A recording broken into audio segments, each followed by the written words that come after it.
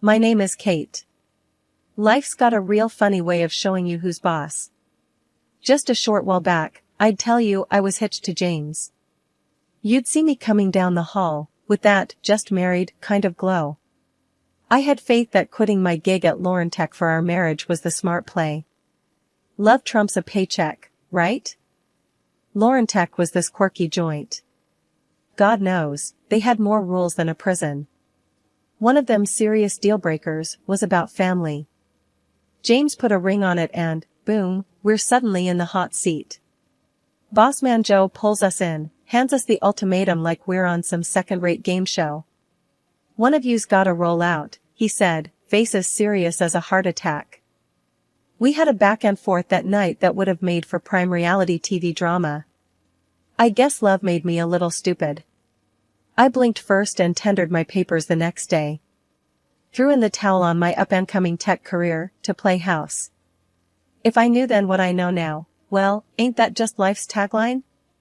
Flash to today, and here I am sweeping up cereal because Mr. Promotion on the horizon can't find it in his heart to aim for the bowl. Jim, your mother teach you that? I called out to the other room, my voice getting lost somewhere in the drywall.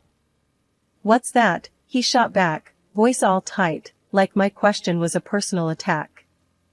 Never mind, I muttered, letting it drop. Not worth the hassle. Used to be we could rib each other.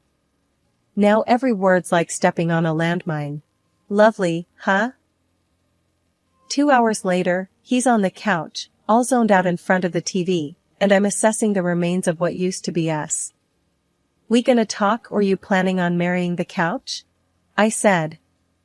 James didn't even bother looking my way. About what? I counted to 10 in my head. I dunno, how about us? Where this train wreck's heading? He shrugged. Thought we were good. We stewed in that silence for a while, the TV chattering away to itself. Then it hit me, the realization I'd been living in a glass house someone else threw a rock at. Everything we built, up in smoke, and neither of us knew how to stop the burn. It's funny, ain't it? How fast a life can turn on its head. One day you're planning forever, next day you can't even chat about the weather without it turning into World War III. I stood there a while longer, looking at the man on the couch. He was as familiar as a stranger on a bus. The transition from indifference to cruelty was subtle, but I felt it. It was in the cooling air of the disbanded summer and the sting of a slight wind. Things started changing, like the weather. In the kitchen, I stood there thinking about how things used to be smooth and easy. But now? It felt like walking on ice, unsure if you'll stand or fall. I knew the kind of steak James liked, rare and yet not too bloody, salted and peppered with precision. I had it down to an art, but that day, the oven betrayed me, or maybe it was the other way around. James walked in from the living room, the sound of his heavy footsteps warning me of the mood he was in before he even entered. A second later, there he was, filling the doorway, his eyes taking in the spread as if he was about to pounce on it and tear it apart with his hands rather than sit down to eat like a civilized person. What's this? He pointed at the plate. Your job too tough for you now? His voice was like gravel, rough and scraping. I knew to tread carefully. It's just a bit cooler than usual, James. The steak, I mean, it's not. Not what? He cut me off, glaring. I bit my lip, not saying what was on my mind, because voicing it out loud would only make it worse. Look, Kate, he said, his voice lowering, like that of a predator hiding in the shadows. When I say I want my steak hot, I mean I want to feel the animal's soul leaving the body when I cut into it. This, he tapped the steak with the back of the fork, and it sounded like a judge's gavel. This is dead twice over. He didn't yell, but his voice had a sharpness to it that made my skin crawl. It was almost clinical, detached yet loaded with a venom that was reserved just for me. No loud scene, no drama for the outside world, just the cold, hard words that cut through me. I stayed silent, knowing anything I said would just fan the flames. He pushed the plate away, and his downcast eyes met mine, full of something icy. Son of a, you know what, forget it.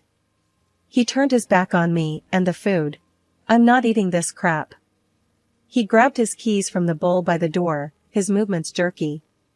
Fix your mistakes, Kate. Or next time it'll be more than just dinner in the trash. The door slammed, a period mark to the tail end of the happiness we used to have. I was left there, staring at the closed door, the click of the latch loud in the quiet of the apartment. As his footsteps faded, I let out the breath I was holding. The steak. It just laid there, looking as forlorn as I felt.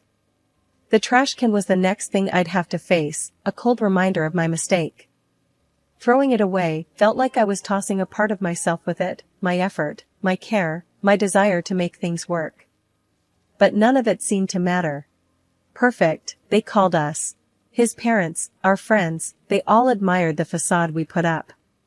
But behind closed doors, the story was different. Demands grew as my self-esteem plunged. James' favorite pastime became scrutinizing every corner of the house, every dish I prepared. I had no job, no income, just him and his approval, which became scarcer with each passing day. And on the nights his parents witnessed an act slightly less convincing than usual, the sofa was my cold reminder of failing to play the doting wife. Tonight was no different. The dinner table was set for two plus his ever-judging eyes. What's this? James's voice was flat, pointing at the steamed broccoli. Dinner, I replied, keeping my voice even. Broccoli again? Don't you know anything else? He scoffed, pushing the plate away. I bit back a sharper reply, knowing it wouldn't help. I'll make something else if you're not happy with it. That'd be a first, he muttered. The retort stung, fueling a silent anger inside me. I turned back to the kitchen, feeling his gaze on my every move. Where are you going? He barked. I said I'd make you something else, didn't I? My voice carried a hint of defiance I didn't know I had left. James stood up, his chair scraping loudly against the floor. Sit down. Let's not pretend like you've got other things to do. Your world revolves around me, remember? His words were a leash, pulling me back. Yeah, I remember. I heard him sit back down. No, sorry, no, thank you. Just a heavy silence that settled over us like dust. As the night dragged on, so did his critique. This house is a mess, he announced, seemingly out of nowhere. I followed his gaze. The books on the coffee table weren't perfectly aligned, a pillow was slightly askew, life happened in our house. But not the life he wanted. Clean it up. I wanted to scream. To tell him a house lived in would never meet his pristine standards. Instead, I fixed the pillow, straightened the books, and swallowed the lump in my throat. The place could use some work, I muttered under my breath. What was that? His voice had a sharp edge. Nothing, I said quickly, louder now. Just talking to myself. He eyed me with suspicion, but said nothing more. In bed, I lay awake, staring at the darkness. The chasm between us was filled with unspoken thoughts and stifled dreams. I thought of all the words I wanted to say, the accusations, the hurt, anger, and all the wishes for a life that felt like it was slowly slipping away from my grasp. I was tethered, bound by invisible chains of dependency and fear. Perfect, they said. But perfect was just a word, and words were the cheapest currency in the economy of our sham of a marriage. So there I was, just a regular day heading back from the store, arms loaded with groceries. Never did it cross my mind that a bit of ice on the sidewalk would land me square on my rear, but life's got a twisted sense of humor, doesn't it? Down I went with a nasty slip, and the pain shot right through my leg like nothing I've felt before. I tried to get up, but no dice. My leg was having none of it, throbbing like mad. That's when a couple of folks came rushing over. You all right? They asked. Must have seen the whole clumsy show. Trying to keep my cool, I just nodded. I think I busted my leg. They didn't think twice and hailed down a cab to whisk me to the hospital. At the ER, it was a circus. Nurses took their sweet time before a doc finally got to me. He had just one look at my leg and his face said it all before his mouth did. "It's broken," he told me, matter of fact like he was talking about the weather. I grimaced, not at the news, but at the thought of facing James with this. While waiting for the docs to do their thing, I figured I should let my husband know, but the dude didn't pick up his phone. Sent him a text, broke my leg, at the hospital, short and sweet, but not even a peep back from him. Turns out, I was stuck there till morning, and the hospital was no hotel, that's for sure. All I got was cold coffee and a nurse who seemed like she'd rather be anywhere else. As soon as I could hobble, they shoved some papers at me to sign and sent me packing in a cab. Back home, the cast was as white as the snow outside and twice as annoying. James was waiting, his face like a thundercloud ready to burst. "No, how you doing or what happened?" He just goes, "Where's dinner?" Really? I'm standing there on crutches, leg in a cast, and he's all mad about dinner? I snapped back. "What do you think? I went dancing. Look at my leg." But he's on a roll, acting like I did it on purpose. "You always have excuses," he sneered. "Can't even do the one thing you're supposed to." Can you believe that? After a night in the ER, all he cared about was his stupid dinner. The whole thing was too much. There I was, hurt and shaking, and he couldn't care less. The air was as cold as that patch of ice I'd slipped on, and I knew right then, this was more than just a broken leg. It was like the ice under us had cracked wide open. I hauled myself toward the kitchen table, crutch by crutch, as if every step was a mile. I was cooking dinner for my beloved husband, it's funny. The bin was near overflowing, and I'd missed it. It was a tiny slip-up, but with James, nothing was ever tiny. "What's this now?" James barked, catching the sight of the unemptied bin. "You're home all day, and you can't even manage the simplest tasks." He stormed over, all bluster and rage, and with one swift motion, toppled the bin, its contents sprawling like a small-scale disaster at my feet. "Clean it up," he thundered. My fingers shook as I reached down, but not from the physical pain of my injury. It was something deeper, a crack in something that had once been whole.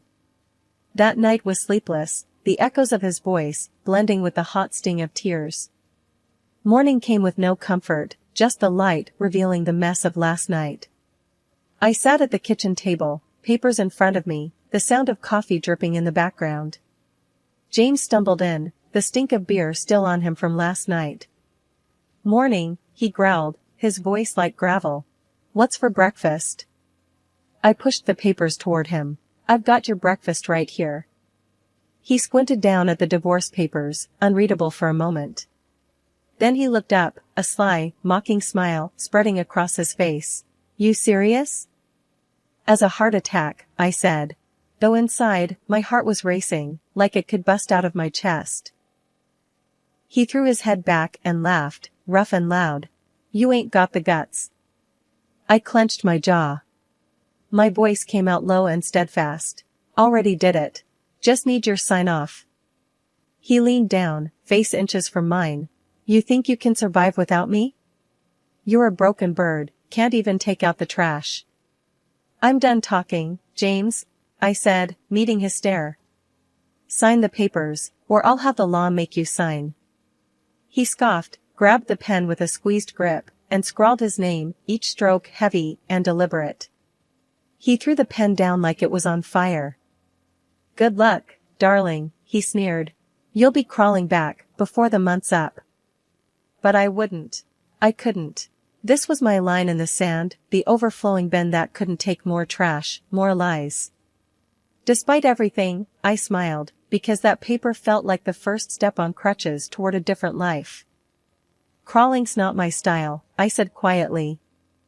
When I opened my eyes the next morning, everything was too quiet. Too calm. It was weird waking up to silence when inside, I felt like everything was about to blow. That's when he told me. Over a cup of coffee, he said we had to get the property split locked down. And, oh boy, he already had a lawyer in mind. Some hotshot in the city, near Lauren Tech. "You coming with me?" he said, not asking. We'll get this done today. I really didn't have much of a say with my leg all broken and useless, so I just nodded. He helped me into the car, propped up my cast, and off we went. Everything was fine, normal even, until it wasn't. We were zipping down the highway, the city in the distance, like a bunch of toy buildings. Then he pulled over, sudden like. Said the wheel needed air. I'll check it out, he mumbled. The next thing I know, he told me to get out of the car. Just want to make sure we are safe. His tone was off, and not in a good way. But I got out, leaning on the car for support and feeling every bit as fragile as my plastered leg. He fiddled around by the tires for a minute, and then, without any kind of warning, hopped back in and hit the gas. I mean, he took off so fast I barely had time to shout. So there I was, out in the middle of nowhere with nothing but the sound of his car disappearing down the highway. I couldn't believe it. Was this really happening? I didn't have to think twice. My phone was in my hand, and I was hitting record. When he picked up, he was all smug. I've never hated the sound of a voice more. Come back, I yelled. This isn't funny. But he just laughed. Actually laughed. Said something about me getting what I deserved for wanting a divorce. Can you believe that? The line went dead, and the weight of what just happened slammed into me like a brick wall. I stood there on the side of the road, watching the taillights of his car disappear into a blurred speck in the distance. I was alone, miles from anything that resembled civilization. The chill in my bones went deeper than the winter's touch. It was the harsh truth gnawing at me. I was truly on my own. Cars whizzed by, each one felt like a sting. None of them stopped. Why would they? It's not their drama, not their craziness to deal with. I was just some woman on crutches on the side of the road to them. The chill was setting in, biting through my jacket as the minutes dragged on. There wasn't a soul in sight until a gorgeous Jeep truck rattled to a halt beside me. Behind the wheel was the one I least expected to see here. My former boss, Joe. As the car's heater blasted warm air, I could feel my cheeks and hands start to regain some feeling. Joe glanced over at me, his brow heavy with concern. You look like crap, Kate, you know that? He said, gruff, but kindly. Why the hell didn't you call someone? I shrugged, feeling the weight of the situation press down on me. Thought I could handle it, I muttered, my voice barely above a whisper. He left you on the side of the road with a broken leg? His voice rose, incredulous and angry. That James is a damn coward. I nodded, hugging myself tighter as I remembered the icy wind and the pain. Yeah, I guess he is. We reached Lauren Tech, and Joe practically carried me up to the 5th floor. The familiar sounds of the workplace surrounded me, a jarring yet comforting reminder of a life I once knew. Inside his office, Joe handed me a mug of coffee, which I clutched gratefully between my hands. The aroma was a heady promise of warmth. Thanks, Joe, I said after taking a tentative sip. The coffee was strong, just the way I liked it, a sharp contrast to the bitter cold I had endured. He grunted, pacing back and forth like a caged animal. Can't believe that bastard. After everything. Let's not talk about him, I interjected, keen to avoid going down that road. We sat in silence for a moment, the only sound the ticking of the clock on the wall. It was a comfortable silence, born from years of working together and understanding the ebb and flow of each other's moods. Joe finally stopped pacing and turned to face me. What are you going to do now, Kate? His tone was serious, the playful edge gone. I don't know, I admitted, feeling lost. I really don't know. His gaze softened, and he took the seat across from me. Look, I'm not gonna beat around the bush. We could use you back here. The team hasn't been the same since you left. A spark of something, hope, maybe, or just surprise, fluttered in my chest. You serious? As a heart attack, he said dryly. You were one of the best. Hell, you are the best. I should have fought harder to keep you. I smiled weakly, both warmed and overwhelmed by his offer. Wouldn't be easy with my leg like this. We'll manage. I'll wait until you're back on your feet, literally. He leaned forward, a determined glint in his eyes. I'm not taking no for an answer. The toughness of his words, the undeniable command in his voice, it felt reassuring. Against the backdrop of uncertainty and pain, his offer was a beacon. I'll think about it, I said, knowing full well I'd already made up my mind. I'll think about it, I repeated, allowing a smile to play on my lips. Joe grunted in response, a sound that conveyed understanding and a touch of impatience. Having a purpose, a place to be, and the support of someone who believed in me was more than I could have hoped for given the day's events.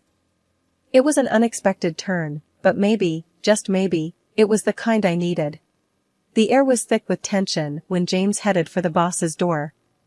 The clump of his boots was more hesitant today, like he sensed the storm brewing. He pushed the door, and it creaked open, announcing his arrival to what was once his throne room. There I was, leaning against the desk, arms folded, waiting. James, come in, shut the door behind you, the boss said, his voice an even, ironed-out calm. James saw me and turned pale, but quickly pulled himself together. What's this about? He grumbled like a cornered animal, ready to bite. The boss gestured to the chair, but James didn't sit. Instead, he crossed his arms, a mirror image of my stance, but filled with defiance where mine held determination. James, the boss started, fixing him with a look that could freeze hell over. I always thought of you as a sharp man. But what you've done? That's the sharpest kind of stupid. James shot a glance at me, a mix of fear and anger in his eyes. So, she's been yapping, has she? What lies has she been selling? No lies needed, mate, I said, my voice steady as a heartbeat. Just played him the greatest hits of your ugly symphony. You've been recorded, clear as day. The boss reached into his desk, pulled out a recording device, and slid it across the table. Care to listen for nostalgia? James's face turned the color of concrete. You can't do this. You can't fire me over. Over what, James? Over you terrorizing your wife, my employee? Oh, I can. And I am. The boss cut in, his voice cold steel. James's eyes darted between the two of us, looking for some crack in the armor, some slip of weakness. But there wasn't one. I'll take you to court, he spat out. That's funny, I said with a cold laugh, 'cause that's exactly where we're going. Only difference is, I've got a bed of evidence, and you've got nothing but lies and empty threats. The boss stood up, the chair screeching against the floor like a war cry. Get out of my office, and get out of our lives. You're finished here. And with that, James's fate was sealed. In the courtroom, the evidence weighed heavier than his words, heavier than his anger. The judge didn't hesitate, hitting the gavel like a nail in the coffin of our married life. Sentence you to pay the compensation, and this court grants the separation, the judge announced, and it was like the first breath of spring air, chilly but promising blooms. Back at the job, I slid into the familiar groove of my work, but with a new shine on it. I wasn't just doing tasks, I was rebuilding.